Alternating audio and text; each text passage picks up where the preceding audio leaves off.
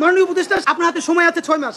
আপনাকে চূড়ান্তভাবে আমরা কয়েকটা প্রস্তাবনা দিতে চাই। আগামী 1 সপ্তাহের মধ্যে আপনি ইন্টারিম ভেঙে দেন। ঠিক। এই ইন্টারিমের অনেক উপদেষ্টা এখন সামনে কেউ বিএনপির, কেউ জামাতের, কেউ এনসিপির মুখপাত্র হইয়া তাদের দলীয় এজেন্ডাগুলো আপনার সামনে রেখে বাস্তবায়ন করবে। এটা আপনি হইতে দিয়েন না। আপনি অতি জলদি যেই নির্বাচনটা উপহার দিতে চান তার জন্য ইন্টারিম ভেঙে দেন এবং অতি দ্রুত তত্ত্বাবধায়ক সরকার ঘোষণা করেন। এই ইন্টারিম ভেঙে দিয়া আপনি প্রধান হইয়া আপনি তত্ত্বাবধায়ক সরকার ঘোষণা করেন। আগামী 6 মাস মাননীয় প্রধান উপদেষ্টা, এটা অনেক অনেক বেশি ইনাফ, মোর দ্যান ইনাফ এই দেশে পাল্টাই দেওয়ার জন্য। আপনি কিছু বিপ্লবী সিদ্ধান্ত নেন। সেই বিপ্লবী সিদ্ধান্তের মধ্যে আপনি 1 নম্বরে বলেন যে এই দলই ক্ষমতায় আসবে ওয়াদা করতে হবে 72-এর সংবিধানকে বাতিল করতে হবে। যেই 72-এর সংবিধানের মধ্য দিয়ে বাকশাল হয়েছে, বিচারিক হত্যাকাণ্ড হয়েছে, সেই সংবিধানকে নতুন সংসদে বাতিল করে জুলাইয়ের ঘোষণাপত্রের আলোকে এবং জুলাইয়ের সনদের আলোকে নতুন সংবিধান রচনা করতে হবে। নাম্বার 2, প্রতিনিধিত্বশীল স্বাধীন পুলিশ কমিশন গঠন করতে হবে।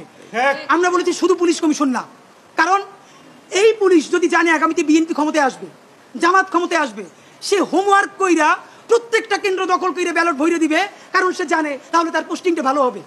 সুতরাং আমরা চাই একটা প্রতিনিধিত্বশীল স্বাধীন পুলিশ কমিশন। এটা যদি 10 জনের মেম্বার হয়, 2 জন বিরোধী দল থেকে থাকবে, 2 জন বিশ্ববিদ্যালয়ের শিক্ষক থাকবে, 1 জন শহীদ পরিবার থেকে থাকতে পারে, এই পুরো সরকার থেকে থাকবে 5 জন, বাকি 5 জন অন্য স্টেক থেকে। যদি সেটা হয় তাহলে ন্যূনতম তাকে কিন্তু একটা কন্ট্রোল করা যাবে।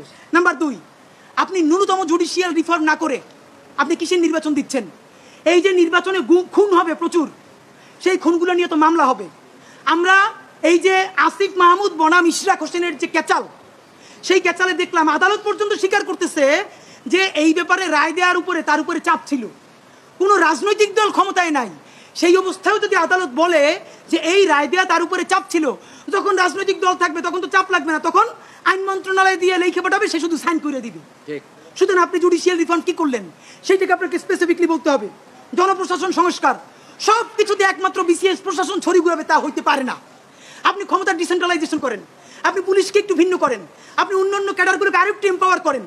এই যে জনপ্রশাসন সংস্কারের মধ্যে প্রশাসকরা নিজেদেরকে প্যারালাল রাষ্ট্র ভাবে, এইটা আপনি ন্যূনতম ভেঙে দিতে না পারলে আবার তো সে আমলাতান্ত্রিক দেশ করবে। এবং আপনাকে সর্বশেষ আমরা বলতে চাই, আগামী 6 মাস আমরা আপনার কাছে অ্যাকশন দেখতে চাই। সেই অ্যাকশনটা হলো, এখন চলে আগস্ট মাস, আগস্টের মধ্যে আপনি ইন্টারিম ভেঙে দেওয়ার চূড়ান্ত রূপরেখা প্রণয়ন করেন। এতদিন বলছি আমরা বিচার সংস্কার, বিচারের কোন কোন রায়টা আসবে আপনি তা তো একটা বললেন না এই আপনার দীর্ঘ বক্তৃতার মধ্যে, কিন্তু আপনি ঠিকই নির্বাচনের সব কথা তো বললেন, থ্যাংক ইউ, আপনি এটা বলেছেন। তাহলে বিচার নিয়ে আপনি এরকম বলতেছেন না কেন? নাম্বার 2, এতদিন আমরা আগে বলেছি সংস্কার, তারপরে বলেছি মৌলিক সংস্কার, না এখন মৌলিক সংস্কার বলি না, নির্দিষ্ট 5টা সংস্কারের কথা বলেছি। আমরা পুলিশের সংস্কার চেয়েছি, আমরা জুডিশিয়াল রিফর্মের কথা বলেছি, আমরা নির্বাচন কমিশনের যে বর্তমান প্যাটার্ন এইটা ভেঙে দেওয়ার কথা বলেছি। প্লিজ, কোন সংস্কারটা কবে হবে? নির্বাচনের আগে যদি আপনি একটা সংস্কার নিজে করে দেখাতে না পারেন, তাহলে বলেন প্রবাস থেকে লক্ষ টাকা প্লেন ভাড়া দিয়া বাংলাদেশের মানুষ কেন ভোট দিতে আসবে বলেন? সে তো জানে একটা সংস্কার আপনি করতে পারেন নাই। এই যে ভোট দিয়ে যাবে, যারা ক্ষমতায় যাবে তারা ঠিকই আগর কাটামতে সব 91 যেরকম তারা চুক্তি ভঙ্গ করেছে, চুক্তি ভঙ্গ করে আবার ফেসিবাদ কায়েম